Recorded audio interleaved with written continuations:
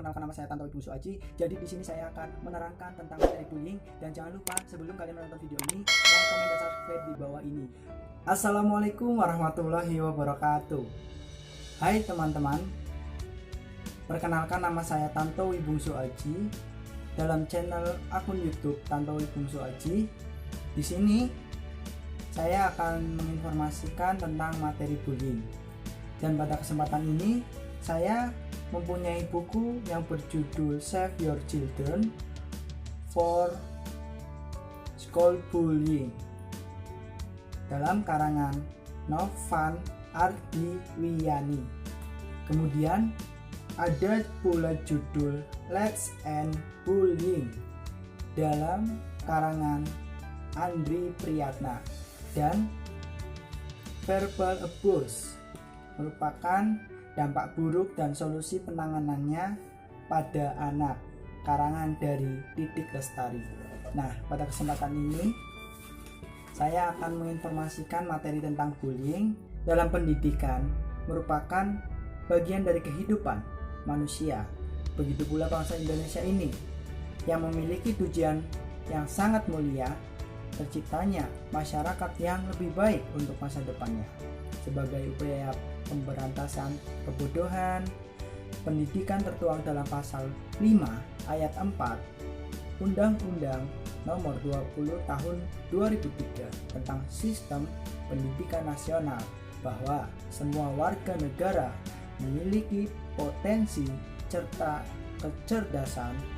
Oleh karenanya, mereka berhak mendapatkan pendidikan secara khusus.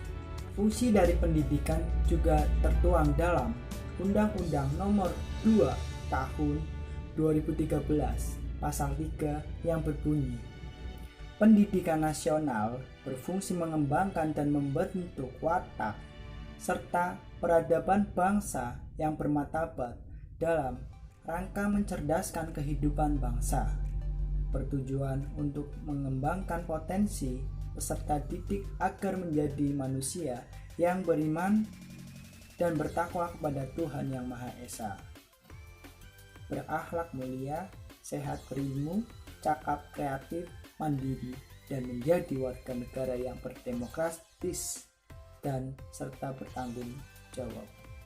Menurut Jali, dalam penelitian Damalia 2014 ayat 1, mengungkapkan seseorang dengan kepribadian sesuai pola yang dianutnya, masyarakat akan mendapatkan penerimaan yang sangat baik.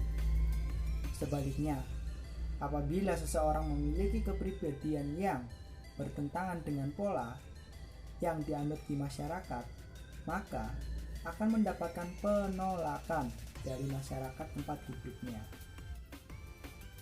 Dalam upaya melaksanakan pendidikan di sekolah, tentunya dibutuhkan berbagai faktor pendukung. Salah satu faktor tersebut adalah kondisi di dalam kelas maupun sekolah yang kondusif bagi para siswa-siswi, yaitu dalam kondisi secara fisik maupun kondisi secara non-fisik. Nah, tadi sudah dijelaskan beberapa arti dari pendidikan dan arti dari sekolah. Belajar yang kondusif, belajar tentunya dengan suasana damai supaya siswa merasa nyaman, dan saat melaksanakan pembelajaran siswa juga merasa senang dan memahami penyampaian guru dalam melakukan informasi pemberian materi kepada siswanya. Dan pastinya semua orang pasti setuju apabila pendidikan merupakan hal yang sangat penting untuk membantu seseorang mencapai kesuksesannya di masa depan. Meskipun sebenarnya pendidikan bukanlah satu-satunya hal yang menentukan keberhasilan tersebut, namun dengan adanya kepandaian, dengan adanya kepintaran, tanpa pembentukan karakter dari siswa yang baik, hanya akan mendapatkan hasil ijazah. Namun ketika karakter, pembentukan sifat perilaku oleh siswa selama di sekolahnya tentunya akan menghasilkan generasi yang berbudi luhur.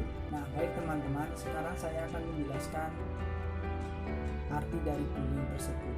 Bullying merupakan salah satu tindakan kekerasan seorang pelaku melakukan ancaman, intimidasi maupun kegiatan fisik, verbal ataupun bullying elektronik kepada korbannya secara langsung maupun tidak langsung yang dapat mengakibatkan dampak yang sangat buruk oleh korbannya.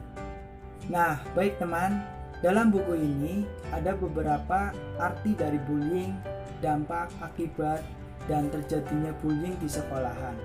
Nah, bullying menurut Wiyani 2017 halaman 63 merupakan sebuah isu yang tidak semestinya dipandang sebelah mata dan tidak bisa diremehkan, bahkan disangkal keberadaannya.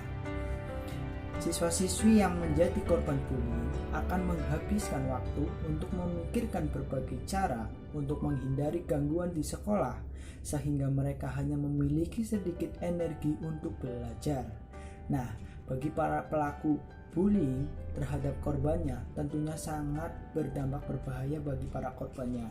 Tentunya tidak percaya diri, tidak fokus dalam belajar, tidak fokus dalam kegiatan mengikuti pembelajaran di sekolah, dan tentunya sangat berbahaya ketika korbannya mengalami bullying tersebut. Nah, dalam bullying tersebut tentunya sangat berbahaya dampaknya, akibatnya, dan juga sangat merugikan bagi para pelaku maupun korbannya. Bahkan kegiatan bullying tersebut sangat memberikan efek yang sangat negatif untuk masa depan anak. Nah, bagaimanakah bullying itu dikelompokkan? Oke, baik teman-teman, sekarang saya akan memberikan 4 jenis bullying. Yang pertama, bullying verbal. Yang kedua, bullying fisik. Yang ketiga, bullying hubungan sosial. Dan yang keempat, bullying elektronik. Dan itu menurut Koloroso bahwa bentuk bullying dibagi menjadi 4. Nah, jadi saya akan menjelaskan beberapa jenis-jenis bullying yang tadi saya sebutkan langsung saja, karena bullying tersebut sangat berbahaya bagi siswa, bagi anak-anak.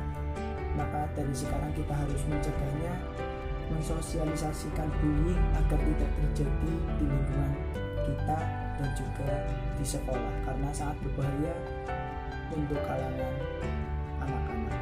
Baik teman-teman, sekarang saya akan menjelaskan yang pertama, yaitu bullying verbal.